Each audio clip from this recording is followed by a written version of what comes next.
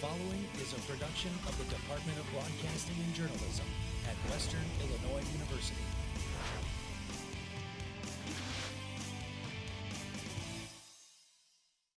Live from Salee Hall in high definition.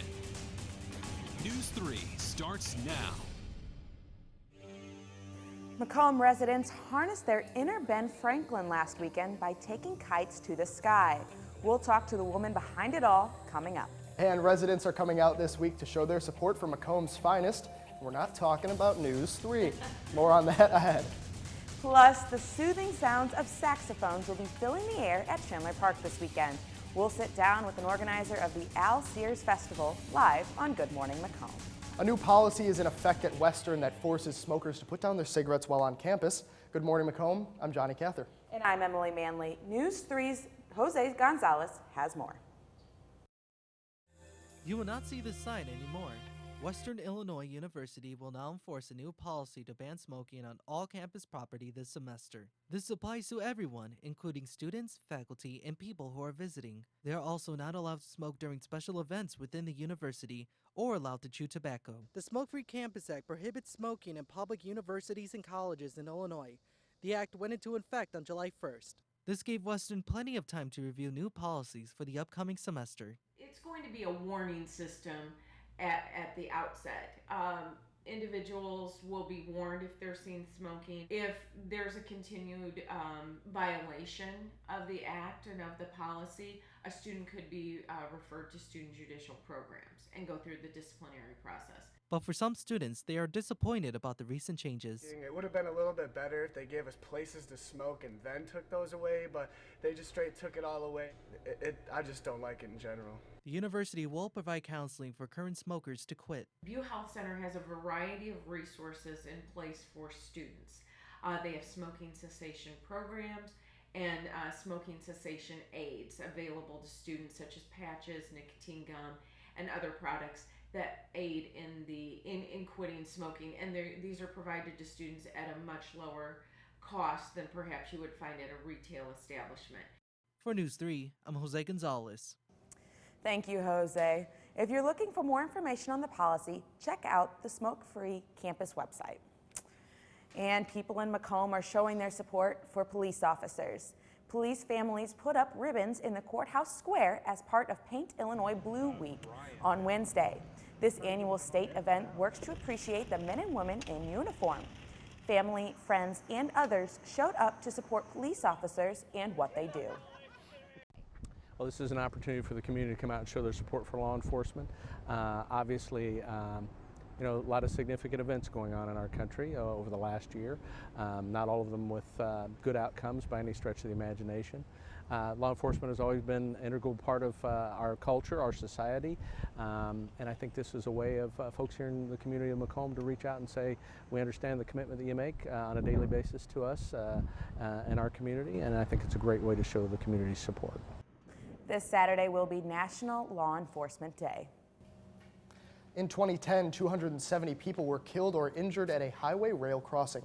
Of those 270 people, 50% of them were impaired by drugs or alcohol. Illinois has declared September 13th through the 19th as Rail Safety Week to promote vehicle and pedestrian safety around railroad tracks.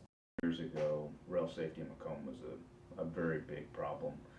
Since then, we've closed some crossings. We've added crossing gates to all the crossings now in Macomb, and that has done a tremendous job of reducing vehicle train accidents. Participating in the event, citing both drivers and pedestrians who disobey railroad crossings. Highway rail grade crossings are marked with white lines with protective gates, flashing lights, and ringing bells. The Macomb Park District Board of Commissioners has gotten a bid to improve the city's off-leash dog park. The Park District is deciding on what IP camera system should be installed at Patton Park. Valencia Pettigrew says the district plans on buying web cameras and 2 cameras that can pan, tilt, and zoom. The cameras would also have infrared technology for nighttime and would allow the community to remotely access what is going on at the park before they get there. The Park Board hopes to get the project approved by spring 2016. Macomb has a new piece of history in Chandler Park. The Women's Club of McDonough County unveiled a statue Saturday in Macomb. The statue is called Facing the Storm. It honors 8 women activists that served here in McDonough County. The woman assisted the community in a wide variety of ways, from helping at a local orphanage to reporting for McDonough County newspaper. The statue is placed among donor bricks and plantings by the Macomb Beautiful Association. The General Federation of Women's Committee members Tina Bells says that she hopes the memorial will inspire future women. And as we talk about the beautiful weekend that we have in Chandler Park, let's take a look at your forecast. Today, we could see some more showers in the forecast. Some may be severe. No worries, though, that rain will get out of here, but we probably will see that later this evening. Tonight, we will get a low of 58 degrees. Winds will pick up this evening, and that's what's going to get that front out of here. But as we take a look at your five-day forecast, you can see that Saturday, Sunday, Monday, Tuesday is just going to be fantastic. So make sure that you get a chance to step outside. But if it does rain, I know Johnny has a movie that you can go see, right? That's right. Yes, I do. But it looks like it might be a decent weekend. I'm looking forward to those 70s. It's way too hot out there. Yeah, we're moving on to a new segment now that we're calling we're calling New to the Queue. We'll be taking a look at the most recent additions to Netflix's instant streaming service. We're going to let you know whether or not it deserves a spot in your Netflix queue. This week's film is Moonrise Kingdom. Wes Anderson's 2012 film hit Netflix on Wednesday. It follows Sam, who's a 12-year-old orphan who is spending his summer at an island Boy Scout camp off the coast of New England. He's a quiet, misunderstood kid who doesn't quite get along with his fellow scouts. Sam eventually runs away from Camp Ivanhoe to meet up with his new pen pal, Susie, who's more than happy to flee from her stressful, unhappy household. The runaways manage to stay a step ahead of an island-wide search, unaware that a massive storm is headed their way. Being found would mean returning to their troubled homes. Staying hidden could cost them their lives. Moonrise Kingdom has only been on Netflix for a couple days now, but it has an overall rating of 4.5 out of 5 stars. The film features a distinctive screenplay, which was ultimately nominated for an Oscar, as well as a star-studded cast. Bruce Willis, Edward Norton, and Bill Murray can all be seen in leading roles that really tie the movie together. If you're looking for a funny, charming, and all-around entertaining film, Moonrise Kingdom should definitely be the newest addition to your Netflix queue. Back to you, Emily. That sounds like a good movie. It's real good. Thanks, Johnny. Liked it, yep. And for 29 years, Macomb has seen hot air balloons flying over the town in early September. But next, I sit down with the organizer of an event that celebrates a different type of flying. Stay tuned next.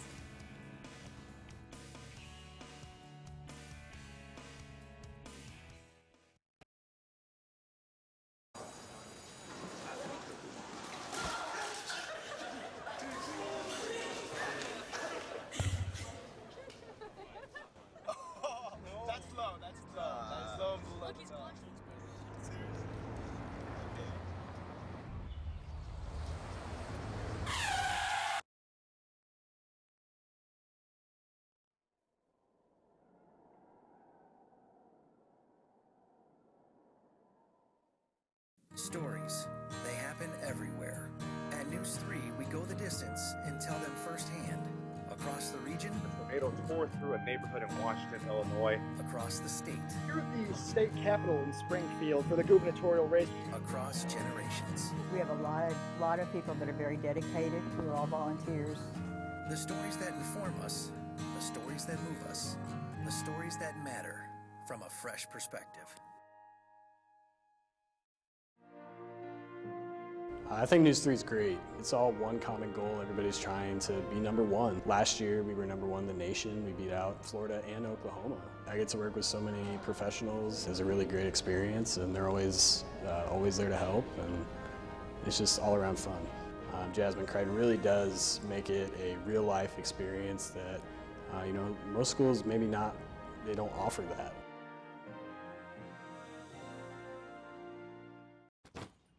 Hart, what's going on? I'm leaving. Why?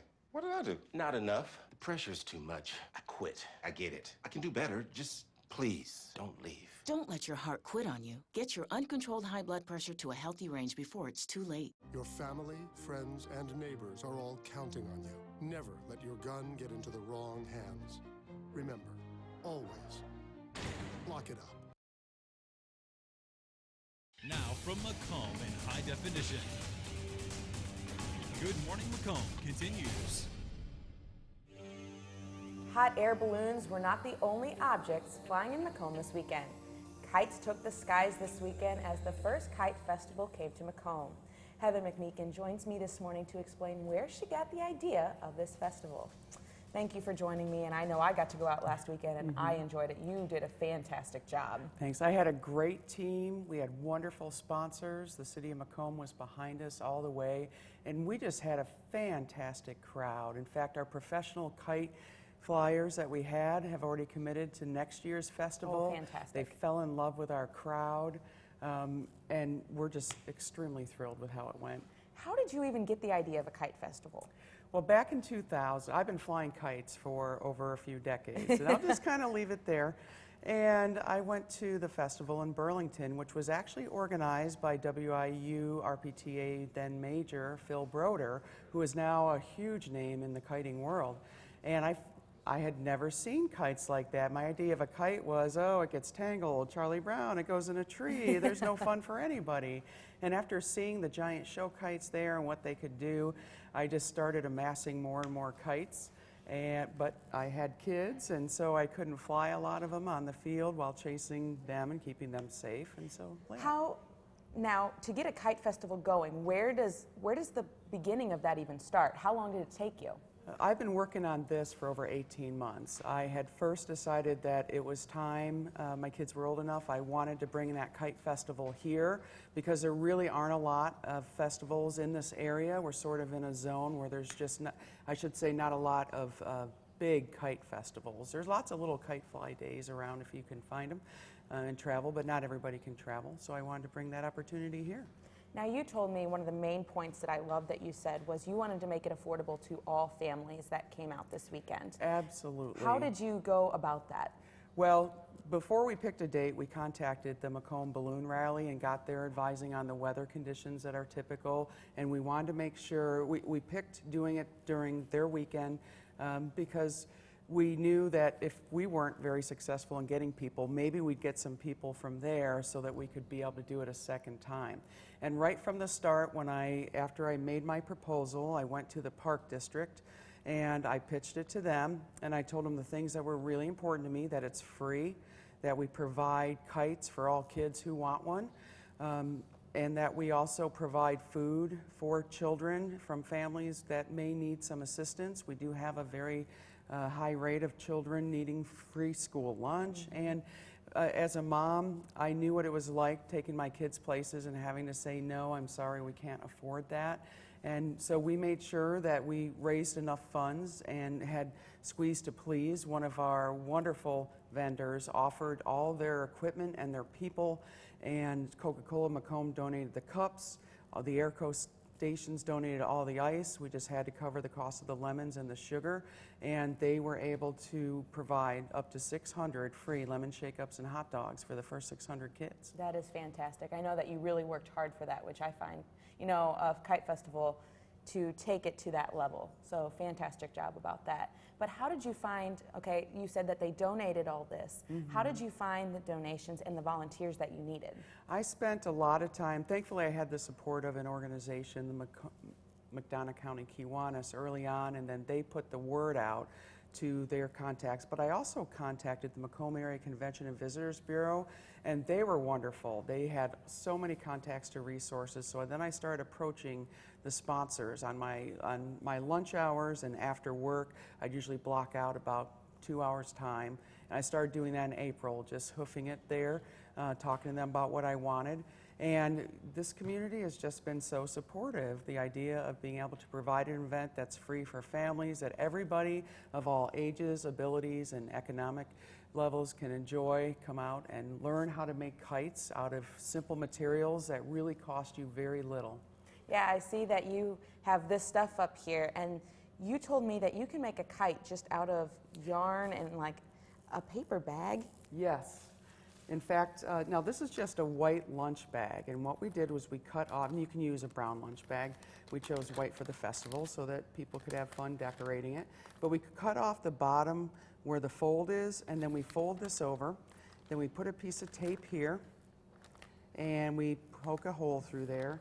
And then I just spent a lot of evenings going to the thrift stores, and you can get, this will satisfy probably 30 kids, in being able to make a winder out of a used popsicle stick. And we just tape that on there and wind it up. Then we make a loop and we put it through the hole. And then for tails, and the guideline for tails is that they shouldn't be more than 2 times the length of this kite. And this one's a little bit too long. And you can make tails out of old gift wrap ribbon. You can use old gift bags, make wonderful bag kites. And when you go out to fly, you just attach your line down on the same side as your tail. And as long as it has an angle to the wind, then it'll fly great. Now we did limit so that we didn't know how many kids would be out there. We kept it about between 6 to 10 feet of line, and that way they could have plenty of flight, but they didn't have to worry about getting all tangled up. Fantastic. Well, thank you, Heather, very much for coming in, and I can't wait to see next year. I know that you're excited already to start working on next year. Yeah, we've got huge things planned, so don't miss it. Thank you, Heather. And coming up next on Good Morning Macomb, Johnny will sit down with the man behind the scenes of a jazz-filled weekend.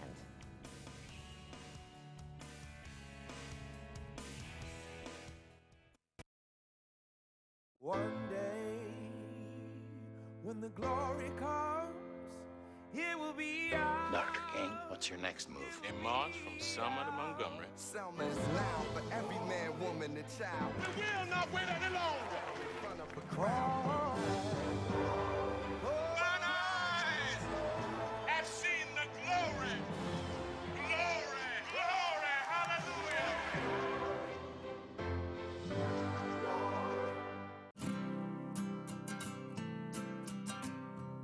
Every day across America, excess food is gathered by a network of good people at local food banks, giving hope to millions of children who struggle with hunger. They've earned their wings, and you can too. Together, we can solve child hunger. Support Feeding America and your local food bank at feedingamerica.org. I'm a teacher. Let me tell you what I make. I make learning a privilege, not a chore, and frustration a tool, not an obstacle. I make working hard seem easy and giving up impossible. I make an old subject feel like a fresh thought and unconventional methods common. I'm a teacher. I make more. So they say it's a man's world? I don't see anybody's name on it. While they were doing their thing, we slowly changed all that. Today, women can do anything men can do. And there's one thing we're even better at.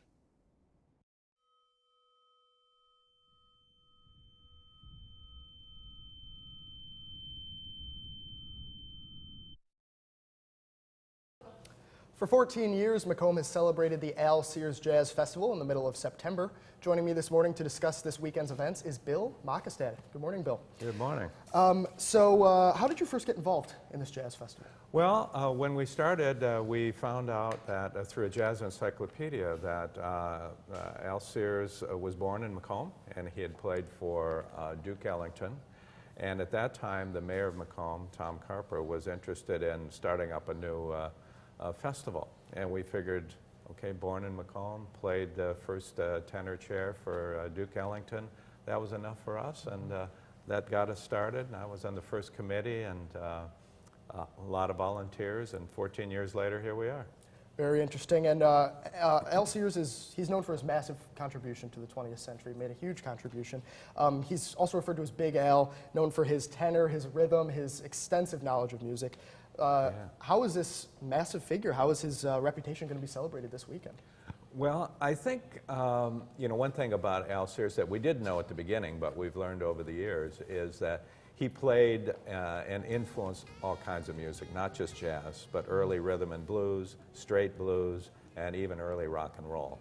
And I think so this year it's particularly appropriate that you have a guy like Al Chez and the Brothers of Funk as a headliner. Because here's a guy who was with David Letterman for over 25 years. If anybody watched that show, they know that that band played all kinds of music. Absolutely. And when we got Al Chez's CD, we saw that it wasn't Duke Ellington and Count Basie, it was Led Zeppelin and a whole bunch of other rock groups that they're doing in addition to jazz. And so that kind of reflects the breadth of interest that Al Sears had. He played it all, and Al Chez plays it all too. But all weekend long we have different styles of music, and that's a real strength of our festival, I think. It's not all traditional jazz, it's not all blues. We've got jazz trios, we have big band, we have a lot of vocalists, we have kind of pop jazz stuff. So a little bit like they say the weather down here or in Chicago, if you don't like it, wait 5 minutes and you'll have something else come along. That's the same thing with our festival. Absolutely, and I mean, it sounds like we got a lot of fun ahead of us. What kind of stuff can we look forward to? Well, we have starting this afternoon at 4:30 at the Western Illinois Museum, just off the square. We have Semenya McCord talking about her own journey to jazz, and it'll be a musical journey. She has a pianist flying in from Boston. The two of them will give a little story of jazz and her personal story of jazz. Afterwards, at the Macomb Country Club, we have jazz all night long with Michael Stryko Trio, who's on the faculty here at Western, and Sally Weisenberg Trio. And it's open to the public. A lot of people they hear country club, oh, I don't belong there. This event is open to everyone. Tomorrow in Chandler Park from 10 to 5, free jazz all day long, all afternoon. Then in the evening we have Al Chez headliner. And then on Sunday we have the great jazz brunch with live music, New Orleans menu at the American Legion Hall, which is just off the square. And we're going to be wrapping up here soon, but can we look forward to hearing some music from the jazz students of Western Illinois? Yes, there'll be one tradition we've developed in the last couple of years is that they finish up the festival in the park. So they'll be playing at 4 o'clock. And they have a guest artist, Andy Baker, coming down from Chicago to play solos with them. And they'll be following the Dixie Daredevils, Semenya McCord, and the great Brazilianaires playing a Brazilian jazz. So we look forward to all of that. Well, thank you so much for joining me, Bill. We really appreciate it. Make your way down to Macomb's Al Sears Jazz Festival this weekend and enjoy all that jazz. Up next, Danny Fry has Macomb High football and a preview of the Bombers' rivalry game at Monmouth-Roseville.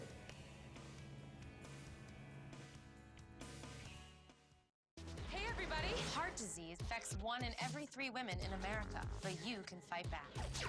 There's no time to lose. Mothers, sisters, daughters, families, and friends, it's time to shout louder, stand stronger, and demand change. Let's go! To the Batmobile. Dang it. To the invisible jet!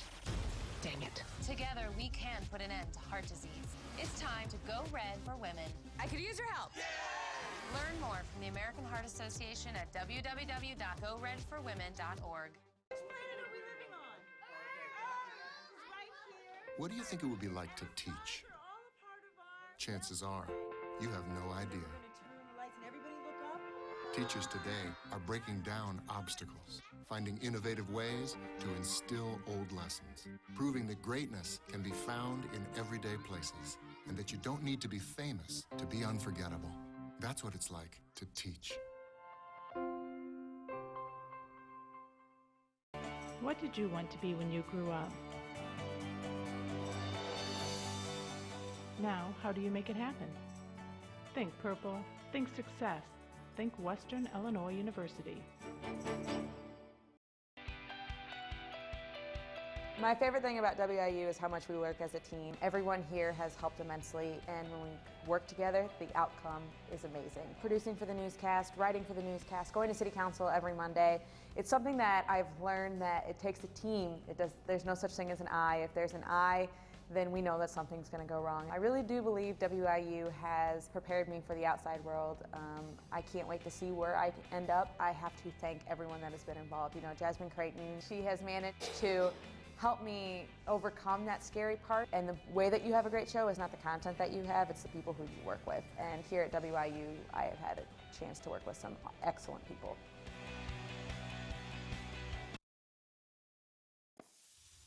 Here in Macomb High School, the Bombers picked up their first win last week, finally getting that monkey off of their back as they move forward this week. The kids are excited. You know, it's even been different practice. You know, they're excited. You know, you get that win, the monkey's off their back. It was huge, but it's one that we have to move on from and try to get the next. And defensively, our biggest goal is we got to be physical. And we plan every week physical practices to get our kids a little bit more physical every week. Next up is rival Monmouth-Roseville. And this isn't just a rivalry game, this is a must-win game for the Bombers if they want to make the playoffs later on in the season. Rivalry, we want to beat them. We have to beat them this year. It's something that we haven't been able to get done, and this year we're going to change that. Make the playoffs, that's the only thing that we've got in mind. We've got Project Playoff now. That's where we want to go, and you know, we got to do it. You know, we got our back against the wall a little bit. So our next few things is what we got to do. We got Project Playoff, and that's what we got our goals set on. There are certain things the Bombers will need to execute to come out on top tonight. The big thing is they got a freshman quarterback, and they try to like to get him out in space. And the big thing is that we have to contain him. They like to get him to the edge, and he runs the ball very well. And you know, those are the things I think that we have to keep in check with them. They got a nice big fullback that they like to run, and you know, those two things right there are going to be big keys. Bring the hit stick. Just hit them every time we can get a chance, and rise to what they've brought to us the last few years. Get on them early. I think they've lost 2 in a row, so if we get out there and step on them early, they'll be done. It really doesn't matter what sport it's in, you know. Macomb and Monmouth basketball could be 6 and 6 on both sides, and the gym's going to be packed. And you know, that's the same way it's going to be for a football game. So you know, I think our kids are going to be excited about it. A wild one. I mean, there's going to be a lot of people, a lot of kids. It's going to be fun. Kickoff isn't here tonight. It's up the road about 30 minutes to Monmouth. But the kickoff at 7 o'clock between the Titans and Bombers. Johnny and Emily, back to you. Oh, thank you very much, Danny. But coming up next, we kind of tried to take on a sport on our own. Yeah. We took a leap of faith. Well, more like a leap of fear for this kid. Yes, proof of our daredevil excursions coming up after the break.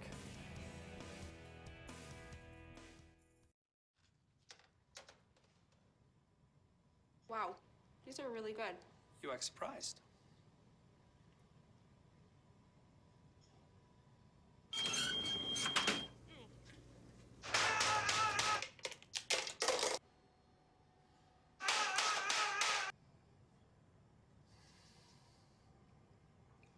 Practice makes perfect. You don't have to be perfect to be a perfect parent. There are thousands of teens in foster care who don't need perfection. They need you.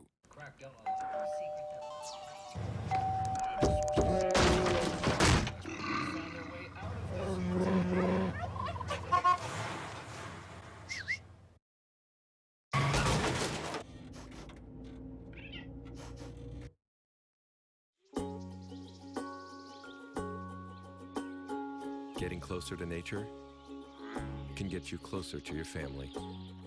Go to discovertheforest.org.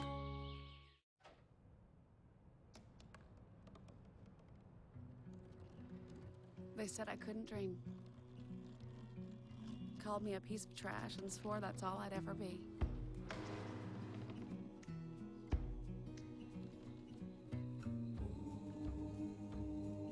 Said a bottle couldn't see the ocean.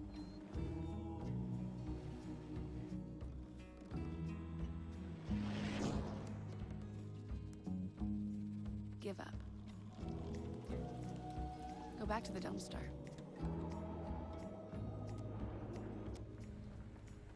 But I didn't listen. I made my way.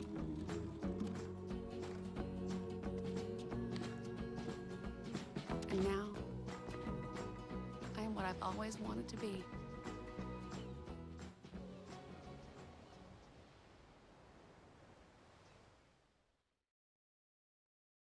A few members of our NEWS3 team got to face their fears on Tuesday. Rappelling off the side of the building was not Johnny's best idea for a story, but it was kind of funny. Yeah, Western's ROTC program, they're going to be outside Salee Hall tomorrow. I'm sorry. Well, they were out there yesterday. They're not out there anymore. You can't, yeah, our script's all messed up. But you can't go out there anymore. But I'll tell you what, we did it, and it was terrifying. I actually went up there a second time thinking that I was going to be a little more confident, that I might be a little more brave. And it didn't work for him? Arguably more scared than I was the first time. I'm not sure why. I got to say that it was kind of funny Watching them, I got to videotape it, so I was on the ground. I bet it was a lot more fun from the ground, wasn't it? Yeah, yeah. Johnny came back from the wall. He was kind of falling back, but I mean, thanks for the laugh and Oh, everything. hey, no problem. I'm here for your entertainment. Thanks. That's all for our show today, and thank you so much for joining us this morning. I'm Johnny Cather. And I'm Emily Manley. You can stay with us all the time on news3.com. Thanks a lot.